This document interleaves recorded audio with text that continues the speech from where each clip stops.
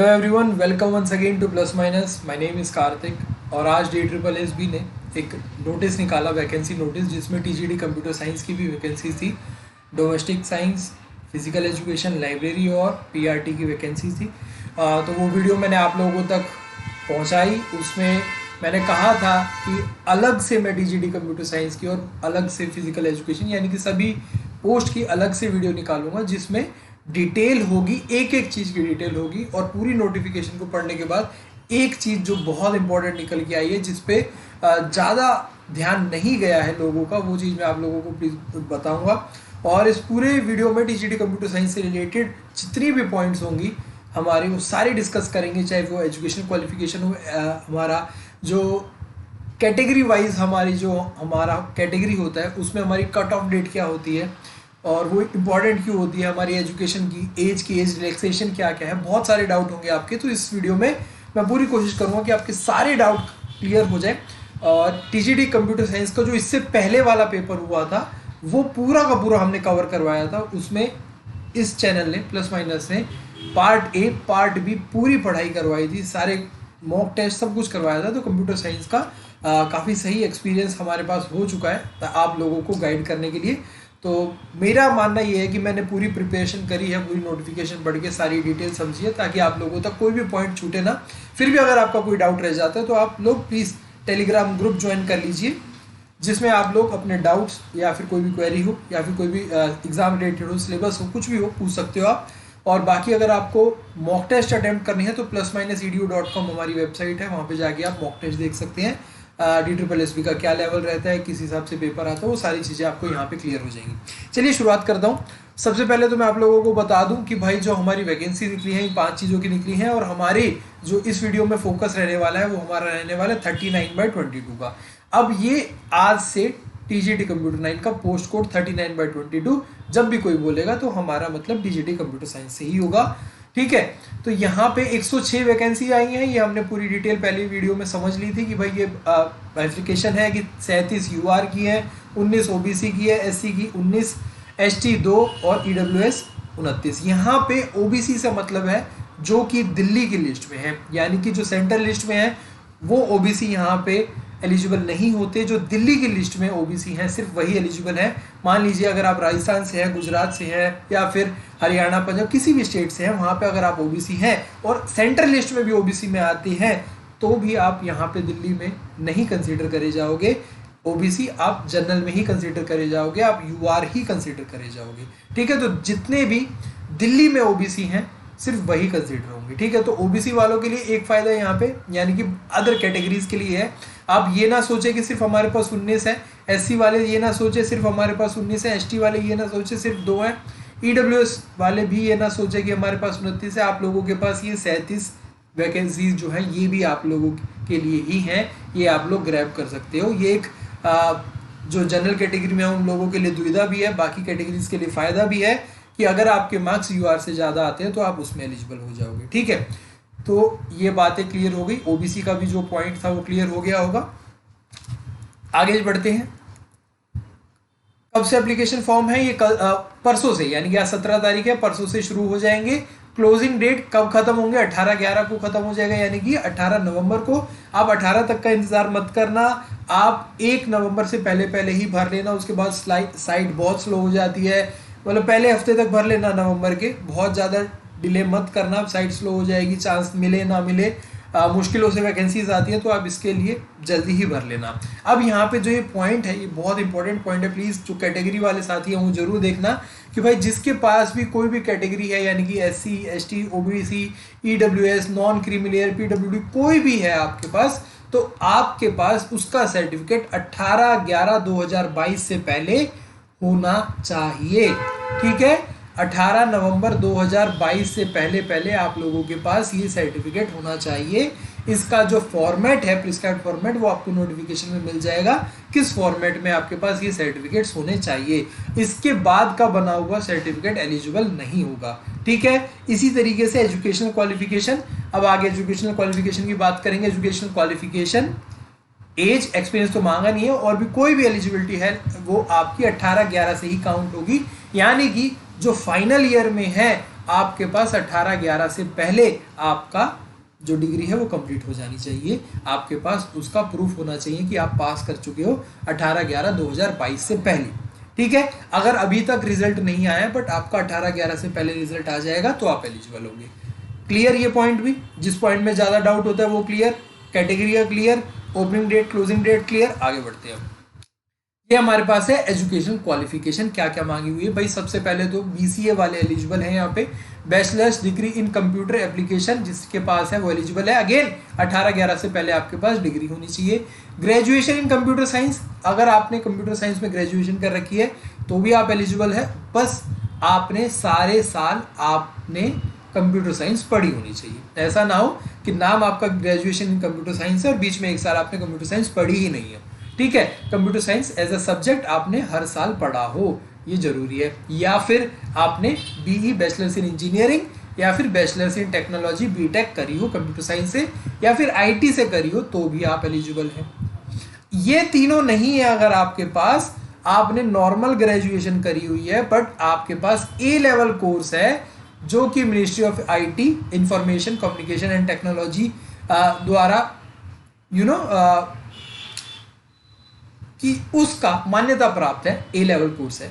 अगर आपने कोई ग्रेजुएशन करी और ए लेवल कोर्स करा हुआ है जो मान्यता प्राप्त है, जो रिकॉग्नाइज्ड है ministry of information and communication and technology द्वारा, तो भी आप एलिजिबल है। उसके अलावा कोई एक्सपीरियंस नहीं मांगा हुआ, कोई आपके पास अदर डिग्री नहीं होनी चाहिए। तो इन चारों में से आपके पास अगर कुछ भी है तो आप एलिजिबल हैं, आप लोग फिल कर सकते हैं।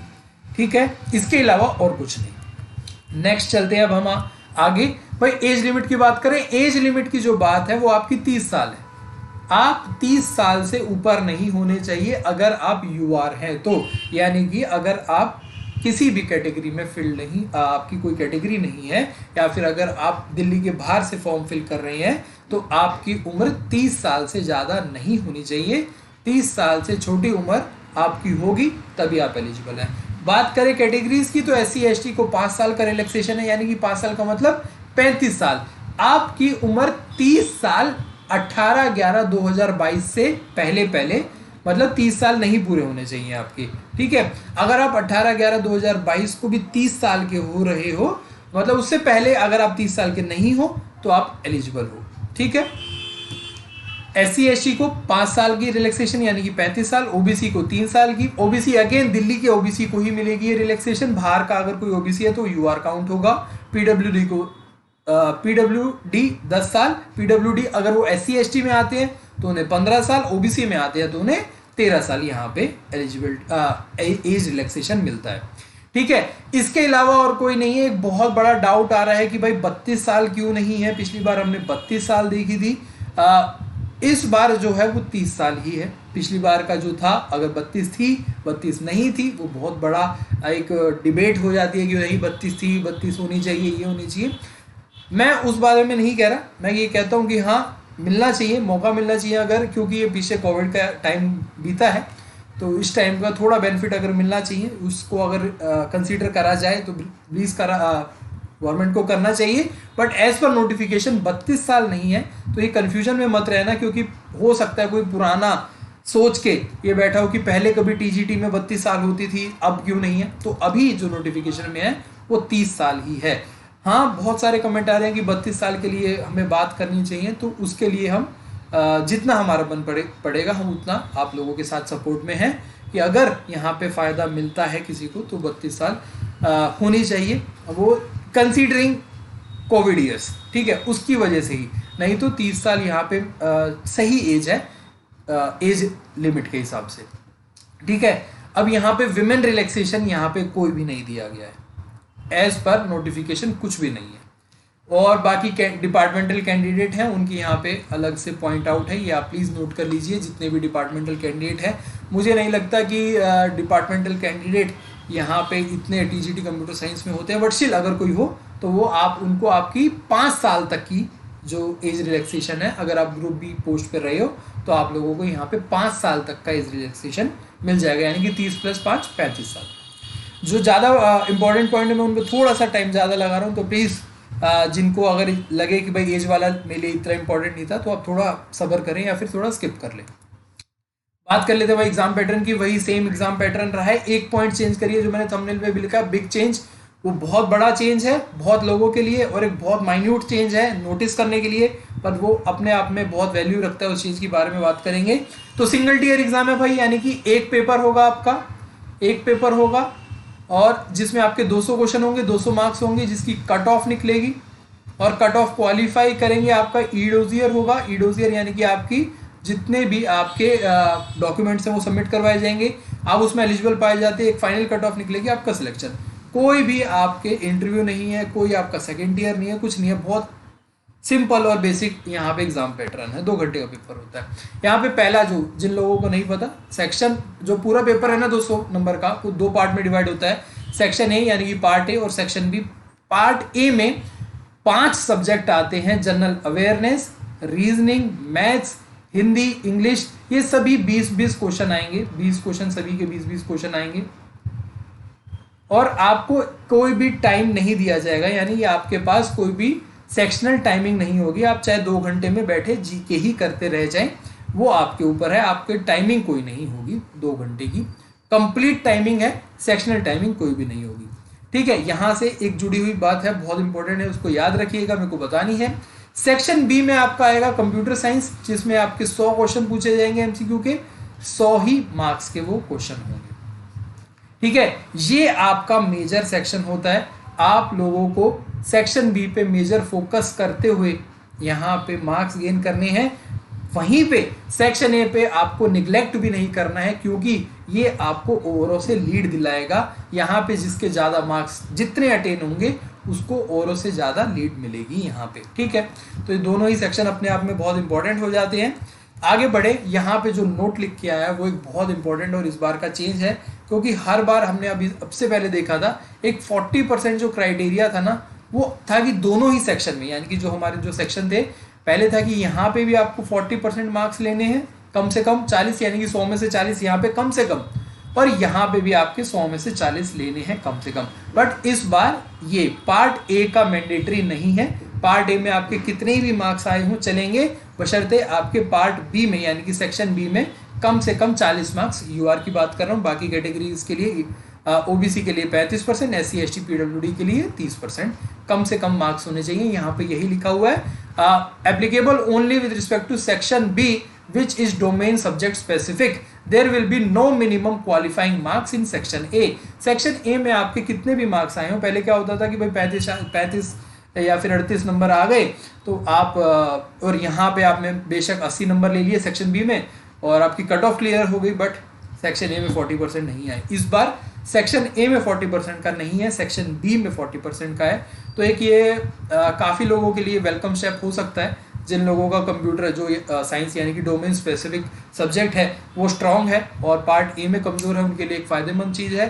बट इसका मतलब ये नहीं है कि अगर पार्ट ए की आप तैयारी ही नहीं करोगे, क्योंकि पार्ट ए में जो अच्छे नंबर ले जाएगा कट ऑफ में तो उसके भी वैल्यू मिलेगी ना। कट ऑफ तो सारी देखी जाएगी, part A part be including, यानी कि पार्ट ए में मान लीजिए आपके नंबर आए 50 और पार्ट बी में आपके नंबर आए 70, तो यहाँ पे आप लोगों का टोटल मार्क्स हो गए 120 और कट ऑफ गई है 110। तो 110 किससे जा रही है, वो 2 आउट ऑफ 200 जाएगी। फॉर एग्जाम्पल है, 110 जाएगी नहीं, ज़्यादा ही जाएगी क्योंकि वैकेंसीज कम है, तो आउट ऑफ 200 जाएगी। तो पार्ट ए में भी आपको अच्छे मार्क्स लेने हैं। ठीक है, चलिए, तो ये बात क्लियर होगी। नेगेटिव मार्किंग 0.25 की है। एग्जाम पैटर्न क्लियर है, सेक्शन ए सेक्शन बी वाली बात क्लियर है, ये सारी चीज़ें क्लियर है। अब सबसे बड़ा दिक्कत आप लोगों के दिमाग में होगी, भाई सेक्शन बी का सिलेबस बता दीजिए। सेक्शन बी का सिलेबस भी बताएंगे। वैसे तो पुरानी वीडियो बनी हुई है, वही सिलेबस चलेंगे इस बार भी, तो आप हो सके तो पुरानी वीडियो देख लीजिए, नहीं तो नई वीडियो भी आप लोगों के लिए लेके आएंगे जिसमें पूरा कंप्लीट सिलेबस डिस्कस करा जाएगा, पार्ट ए का भी पार्ट बी का भी। पार्ट ए की तो बहुत सारी वीडियोस है जिसमें सिलेबस डिस्कस करा हुआ है, स्ट्रेटजी डिस्कस करी हुई है। आप पूरे चैनल को खंगालिए, देखिए, जो आपके फायदेमंद चीज़ें उन्हें लीजिए, पढ़िए, सॉल्व करिए, तैयारी कीजिए।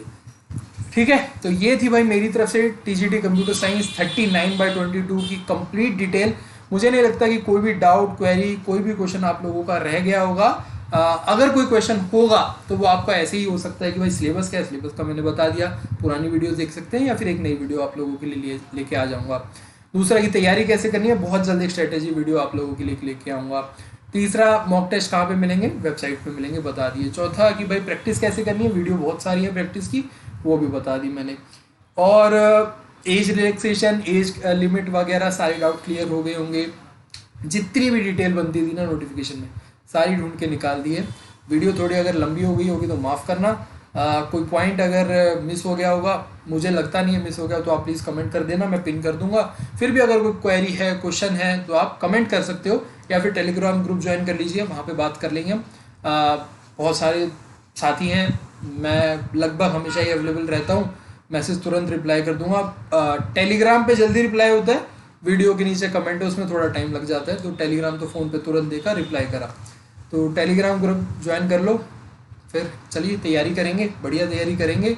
जिन साथी जो पहले से हमारे साथ जुड़े हुए हैं और उनका कुछ एक नंबरों से रह गया था, और तगड़ी तैयारी करेंगे, इस बार करके मानेंगे। एग्ज़ाम कब होगा, ये एक बहुत बड़ा क्वेश्चन आएगा। तो देखो, एग्ज़ाम मुझे लगता नहीं कि अभी नवंबर में होगा, लगता नहीं है, ठीक है, क्योंकि नवंबर एंड तक की डेट आ गई है। अपने पास पीजीटी वगैरह की डेट आ गई थी नवंबर एंड तक की। उसके बाद फिर दिसंबर में ठंड हो जाती है, जनवरी में भी ठंड होती है, तो उस टाइम पे DSSB एग्ज़ाम नहीं लेता है। क्यों नहीं लेता? क्योंकि वो हाफ स्लीव्स कहते हैं, हाफ स्लीव्स के ऊपर अलाउड नहीं करते हैं, तो हाफ स्लीव्स तो ठंड में नहीं पहन पाएंगे, तो इसलिए फिर दिसंबर जनवरी के बाद फरवरी।